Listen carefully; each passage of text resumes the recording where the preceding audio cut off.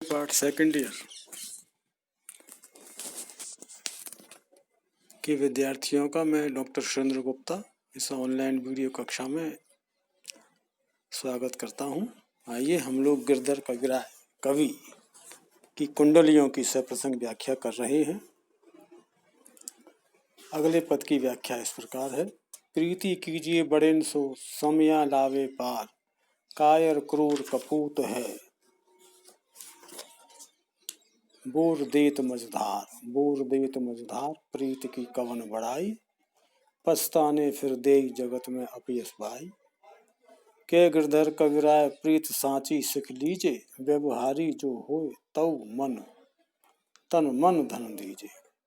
देखिए, इसमें अच्छे व्यवहारी व्यक्ति से ही प्रेम और प्रीत करने का संदेश दिया गया है। प्रीत कीजिए बड़े व्यक्तियों से प्रेम करना चाहिए। बड़े का मतलब यहाँ जो गुणों से भरा हुआ है, जिसके व्यवहार में वजन है, जिसके व्यवहार में बड़प्पन है, उससे प्रेम करना चाहिए।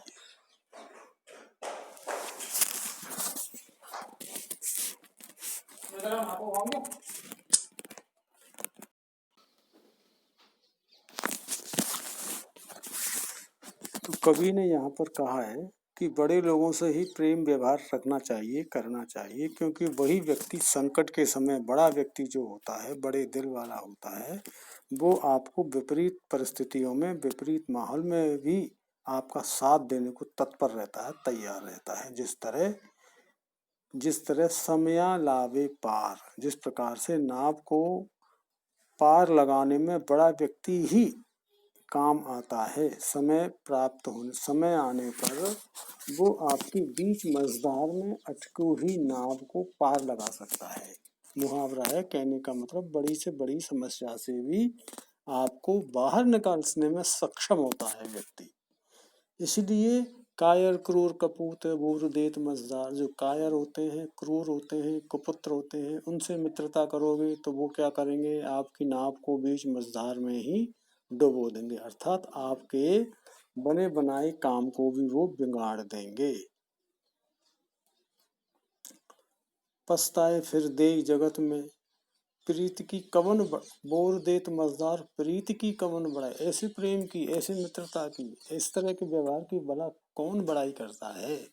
इसलिए कायर क्रूर कपूत लोगों से दूर रहना चाहिए। पछताने फिर देई जगत में अपयस पाई, फिर बाद में पछताना पड़ता है। पछताने फिर देई जगत में अपयस पाई, और इस समाज में, इस दुनिया में अपयश मिलता है, बुराई मिलती है, वो अलग से, ठीक है।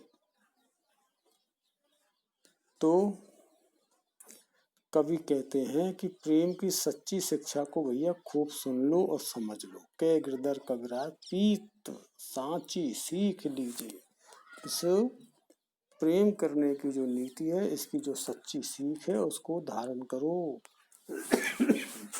व्यवहारी जो हो, जो व्यक्ति व्यवहारी होता है, सच्चा होता है, ठीक है, गुणवान व्यक्ति होता है, प्रेम व्यवहार का निर्वाह करने वाला होता है, तो उसको तन मन धन दीजिए। उस व्यक्ति को तन मन और धन न्यौछावर कर देने चाहिए, क्योंकि ऐसा बड़ा व्यक्ति ही आपके कभी भी काम आ सकता है। तो ऐसे व्यक्ति के प्रति समर्पण का भाव रखना चाहिए। बड़े बड़ेन की ऐसी ही बड़ेन बड़ाई हो, हनुमान जब गिरधर कहत न कोय, गिरधर कहत न कोय ताको किनका हरि धरेउ, कैर गिरधर गिरधर होय कहत सबको दुख हरेउ। कै गिरधर कविराय सुनो हो ज्ञानी भाई, थोड़े में यश होय यसी पर सुन की साही। देखिए, इसके अंतर्गत क्या है कि बड़े लोगों को छोटे या थोड़े से काम से भी यश मिलने का उल्लेख किया गया है। कवि कहता है कि बड़े बड़े लोगों की ऐसे ही बड़ाई हो जाती है, और छोटे लोगों को बड़ाई बहुत बड़ा काम करने पर भी नहीं मिलता बड़प्पन। अर्थात बड़े लोगों को छोटा सा भी काम कर दिया तो उनको पर्याप्त से भी ज्यादा यश मिल जाता है। जैसे हनुमान जी संजीवनी बूटी लेने गए तो वे पूरा पहाड़ उठाकर ले आए, तब उन्हें किसी ने भी पहाड़ उठाने वाला ऐसा यश नहीं दिया, जो उन्हें गिरधर नहीं कहा। लेकिन जब श्री कृष्ण ने हनुमान जी द्वारा उठाए गए पहाड़ से भी छोटे से एक कण के बराबर पहाड़ को उठा लिया, तो तब सभी ने उन्हें पहाड़ उठाने वाला गिरधर के नाम से पुकारा और सभी के दुख को दूर करने वाला दुख हरता कहा गया। अतः यहाँ गिरधर कविराय कहना चाहते हैं कि मेरे ज्ञानी भाइयों सुनो, कहे गिरधर कविराय सुनो हो ज्ञानी भाई, अरे ज्ञानी भाइयों सुनो, थोड़े में यश होए यशी पुरुषन को साई, कि तुम यह बात कान ध्यान से सुन लो कि संसार में बड़े यशस्वी जो पुरुष होते हैं उनका थोड़ा सा या छोटा सा काम करने पर भी काफी यश मिल जाता है और उनका यश सर्वत्र फैल भी जाता है। तो पौराणिक आख्यान के माध्यम से यहाँ पर कवि ने बड़े लोगों के यशस्वी होने का उल्लेख यथार्थ रूप में व्यक्त किया है। बीती ताही विसार दे आगे की सुध ले, जो बन आवे सहज में ताही में चित दे,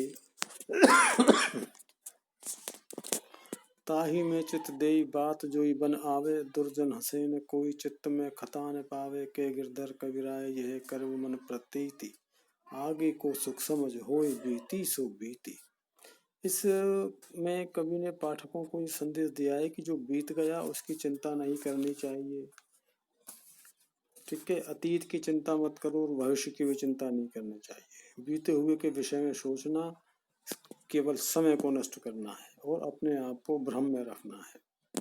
तो इसीलिए कहता है बीती ताही विसार दे, जो बीत गया है उसको तो भूल जाओ, आगे की सुध लो और आगे के बारे में सोचना शुरू करो।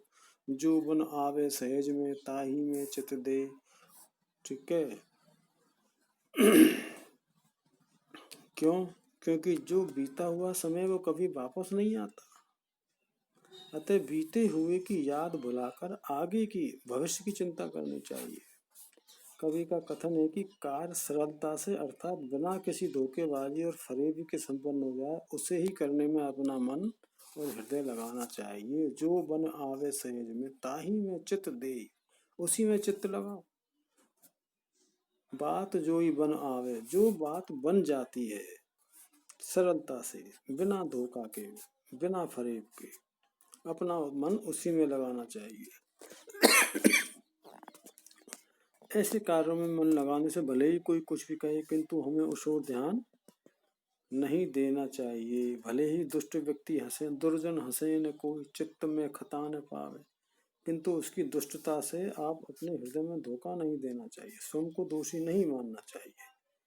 के गिरधर कविराय ये करु मन प्रतीति। कवि यहाँ कहते हैं कि ये जो बात आपके हृदय में दृढ़ता से जम जाए, जिस पर आपको पूरा हो, उसी को करना चाहिए। यह करु मन प्रतीति, आगे की सुख समझ होई बीती सो बीती। और आपको विश्वास हो वही करना चाहिए। भविष्य की योजना को ठीक से समझकर आगे की कार्रवाई करनी चाहिए। क्यों? क्योंकि जो बीत गया वह बीत गया। बीते हुए को मानकर उसे उस ओर से अपना ध्यान हटा लेना चाहिए। कवि ने इसमें जीवन उपयोगी संदेश को यहाँ पर दिया है।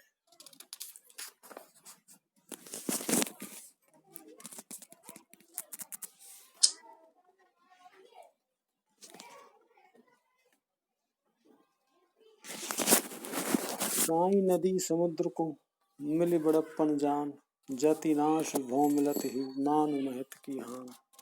मान महत की हान कहो अब कैसी कीजिए, जल ख्वारी है गयो ताहि कहो कैसे पीजे। के गिरधर कविराय कच्छ मच्छ सकुचाई, बड़ी फजीहत हो तबे नदियन की साई। देखिए, इसमें बड़ों के साथ मेल मिलाप करने या समर्पण करने से होने वाली हानि का वर्णन किया गया है। क्या कह रहा है कवि कि हे साईं, नदी समुद्र को मिली बड़प्पन जान, कि समुद्र को महान और बड़प्पन से संपन्न समझकर नदी उसमें जा मिली। मिली बड़प्पन जान, बड़ा समझ करके नदी समुद्र में मिल गई, परंतु नदी के उसमें मिलते ही उसकी जाति अर्थात उसका नाम और रूप का नाश हो गया। किसका नाश हो गया? नदी के नाम का और जाति का, और उसका मान सम्मान महत्व सब कुछ समाप्त हो गया, क्योंकि उसके नाम का अस्तित्व सब खत्म हो गया। अब नदी नहीं रही, अब वह नदी तो समुद्र बन गई।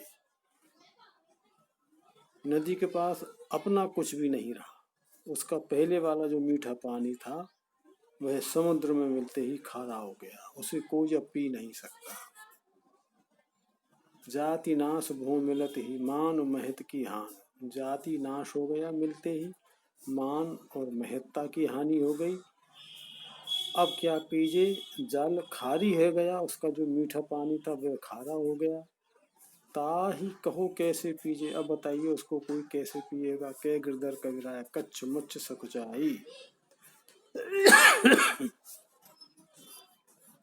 गिरधर कविराय कहते हैं कि नदी के कछुए और मछलियां आदि जंतु उसके साथ समुद्र में गए तो वे समुद्र के बड़े जंतुओं के सामने छोटे होने से संकोच करने लगे। कच्छ और मच्छी बेचारे संकोच करने लगे, अर्थात उन्हें भी कष्ट होने लगा। बड़ी फजीहत हो तब नदियन की साई। ऐसी स्थिति में नदी की बुरी दशा हो जाती है, वह किसी काम की नहीं रह जाती। तो नदी और समुद्र के उदाहरण के माध्यम से लोक जीवन में जो परस्पर व्यवहार है उसको व्यवहार को करने में हमें अपनी विवेकशीलता को अपना करके ही व्यवहार करना चाहिए। यहाँ पर ये कवि कहना चाहता है। साई समय न चूकिए जथा शक्ति सम्मान, को जाने का आई है तोरी पौरी प्रमाण। तेरी पौर प्रमाण समय ए समय तक आवे, ताको तू मन खोल अंक भरी हृदय लगावे। के गिरधर कविराय सवे यामे सद आई, शीतल जल फल फूल समय जन चूको साई। कवि कहता है इसमें समय के सदुपयोग की सुंदर सलाह दी गई है कि अच्छे समय को एक विवेकशील प्राणी किस तरह उसको उपयोग कर अपने लिए किस तरह उपयोग कर पाता है। कवि कहता है कि समय की चूक किसी भी स्थिति में नहीं करनी चाहिए। साई समय न चूकी, अगर समय अनुकूल है तो उसको बना लेना चाहिए, चूकना नहीं चाहिए। और आए हुए व्यक्ति को अपनी शक्ति के अनुसार विनम्रता से पूरा सम्मान करना चाहिए, क्योंकि न मालूम किस समय कौन सा व्यक्ति तुम्हारे दरवाजे पर आ जाए और तुम्हारे आश्रय की आकांक्षा करे। इसलिए कोई व्यक्ति समय समय का विचार किए बिना यदि तुम्हारे दरवाजे पर आ जाए तो तुम्हें अपना हृदय खोलकर बड़े प्रेम के साथ उसका सम्मान करना चाहिए। का जाने को आई है तेरी पौरी प्रमाण। पौरी माने तुम्हारे पास, तुम्हारे घर में, तुम्हारे पौरी में।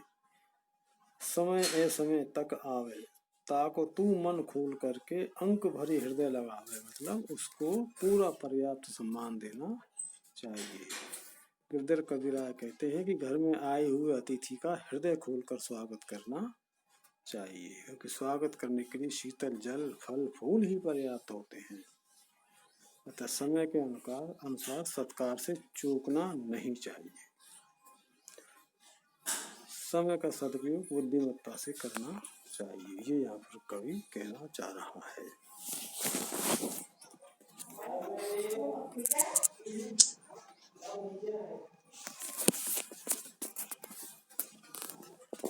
नैना जब परवश भये उत्तम गुण सब जाए, वे फिर चोरी करे ये फिर लपटाए। ये फिर लपटाए नेत्र बहुर भर आवे, खान पान तक त्याग रात दिन ही दुख पावे। के गिरधर कविराय सुनो तुम श्रवण निवेना, लोग देई ए कलंक परे जब परवश।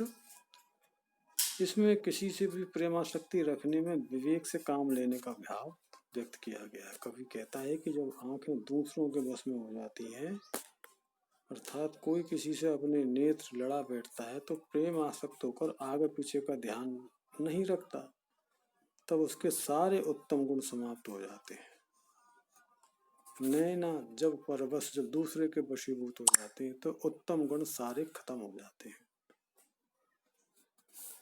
क्योंकि आंख तो समय छोटे बड़े को न देखकर बार बार छिपकर चोरी करती है, बार बार प्रेमी की आंखों से लिपटती है और प्रेम के आवेश में भर जाती है। सब खाना पीना छोड़कर रात दिन कष्ट मिलता रहता है। तो इसलिए कवि कहता है कि कानों से सुनो और सुन लो और आंखें अन्य व्यक्ति से लड़ने से परवश हो जाती हैं तो लोग उस पर कीचड़ उछालते हैं और कलंक लगाते हैं। इसलिए प्रेम व्यवहार में भी कलंक से बचना चाहिए, ये यहाँ कवि कहना चाहता है।